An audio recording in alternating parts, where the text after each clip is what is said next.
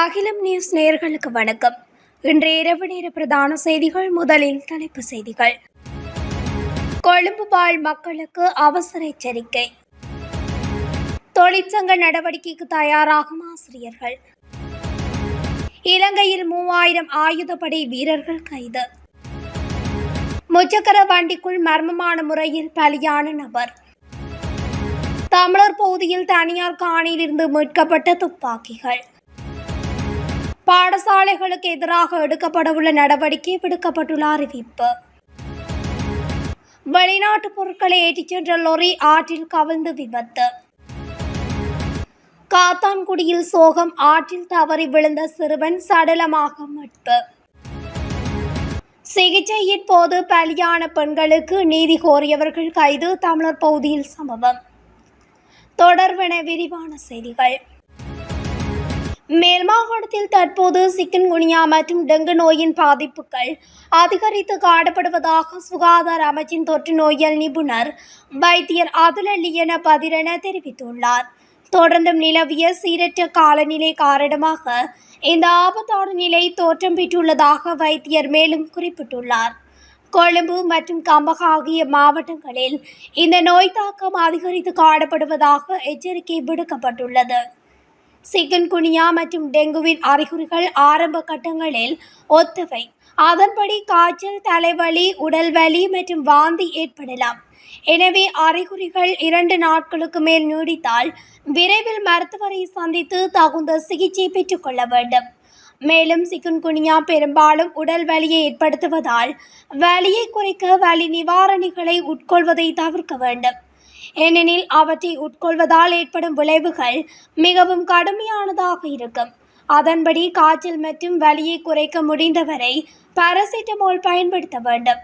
தண்ணீர், பழச்சாறு, கஞ்சி மற்றும் ஜீவடி போன்ற உப்பு கரைசல்களை குடிப்பதன் மூலம் நீரிழப்பை தடுப்பது மிகவும் முக்கியம். சிக்கன்குனியா நோயால் பாதிக்கப்பட்ட பிறகு சில நோயாளிகள் நீண்டகால மூட்டு வலி போன்ற அறிகுறிகளை அனுபவிக்கக்கூடும். இதற்கு முறையான சிகிச்சை தேவை. எனவே அவர்கள் மருத்துவ ஆலோசனையை பெற வேண்டும் என குறிப்பிட்டுள்ளார்.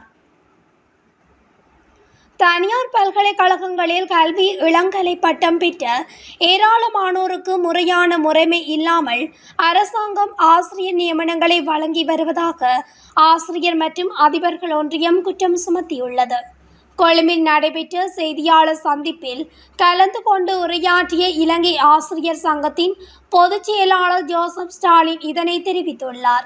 குறித்த நியமனங்கள் தொடர்பாக அரசாங்கம் தனது நிலைப்பாட்டை தெரிவிக்க வேண்டும் எனவும், இது தொடர்பில் அரசாங்கம் உரிய நடவடிக்கை எடுக்காத பட்சத்தில் தொழிற்சங்க நடவடிக்கையை முன்னெடுக்க உள்ளதாக ஜோசப் ஸ்டாலின் குறிப்பிட்டுள்ளார். விடுமுறைகளில் சென்று பணிக்கு திரும்பாத ஆயுதப்படைகளைச் சேர்ந்த சுமார் 3000 பேர் கைது செய்யப்பட்டுள்ளதாக பாதுகாப்பு அமைச்சு அறிவித்துள்ளது. பிப்ரவரி 22ஆம் தேதி முதல் தற்போது வரையிலான காலகட்டத்தில் முப்படைகளும் போலீசாரும் இணைந்து நடத்திய ஒருங்கிணைந்த நடவடிக்கையின் ஒரு பகுதியாக இந்த கைது நடவடிக்கைகள் மேற்கொள்ளப்பட்டன. அதன்படி தடுத்து வைக்கப்பட்டுள்ளவர்களில் 2261 பேர் இலங்கை இராணுவத்தைச் சேர்ந்தவர்கள் எனவும், விடுமுறையில் சென்று திரும்பாதவர்களுக்கு எதிராக நடவடிக்கை எடுப்பதன் மூலம் இராணுவ விதிமுறைகளை அமல்படுத்துவதையும் ஆயுத படைகளுக்குள் ஒழுக்கத்தை உறுதி செய்வதையும் இந்த கைது நடவடிக்கை நோக்கமாக கொண்டுள்ளதாக பாதுகாப்பு அமைச்சு தெரிவித்துள்ளது. வெள்ளவத்தை பகுதியில் மர்மமான முறையில் நபர் ஒருவர் உயிரிழந்துள்ளார். குறித்த சம்பவம் தொடர்பாக தெரிய வருகையில், வெள்ளவத்தை வேலவனராம வீதியிலுள்ள ஒரு அடுக்குமாடி குடியிருப்புக்கு அருகில் நிறுத்தப்பட்டிருந்த முச்சக்கர வண்டிக்குள் மயக்க நிலையில் 41 வயதுடைய நபர் ஒருவர் களபோவில வைத்தியசாலையில் சேர்க்கப்பட்ட போது உயிரிழந்துள்ளதாக தெரிவிக்கப்பட்டுள்ளது. இந்த சம்பவம் நேற்று பிற்பகல் நிகழ்ந்துள்ளதாகவும், முச்சக்கர வண்டியில் மயக்க நிலையில் கண்ட அந்த நபரை குறித்த பகுதியில் உள்ள மக்கள் வெள்ளவத்தை போலீசாருக்கு தெரிவித்துள்ளனர். உயிரிழந்தவர் வெள்ளவத்தையில் உள்ள வேலவனராம வீதியைச் சேர்ந்தவர் என அடையாளம் காணப்பட்டுள்ளார். உயிரிழந்தவரின் சடலம் மீது இன்று நீதவான் விசாரணை மற்றும் பிரேத பரிசோதனை நடாத்த திட்டமிடப்பட்டுள்ளது. இந்த சம்பவம் தொடர்பான மேலதிக விசாரணைகளை வெள்ளவத்தை போலீசார் மேற்கொண்டு வருகின்றனர். வவுனியா ரம்பைக்குளம் பகுதியில் அமைந்துள்ள தனியார் காணியில் இருந்து பழுதடைந்த நிலையில் காணப்பட்ட 2 துப்பாக்கிகள் மற்றும் ரவைகள் மீட்கப்பட்டுள்ளன. குறித்த ஆயுதங்கள் இன்று காலை காவல்துறையினரால் மீட்கப்பட்டுள்ளது. தனியாரின் குறித்த காணியில் அதன் உரிமையாளர்களால் அபிவிருத்தி பணிகளை செய்வதற்காக ஜேசிபி இயந்திரம் மூலம் அகழப்பட்டுள்ளது. இதன்போது மண்ணில் புதையுண்ட நிலையில் காணப்பட்ட 2 T56 ரக துப்பாக்கிகள் மற்றும் அதற்கு பயன்படும் 450 ரவைகள் கண்டுபிடிக்கப்பட்டுள்ளது. சம்பவம் தொடர்பாக வவுனியா காவல்துறையினருக்கு தகவல் தெரிவிக்கப்பட்டது.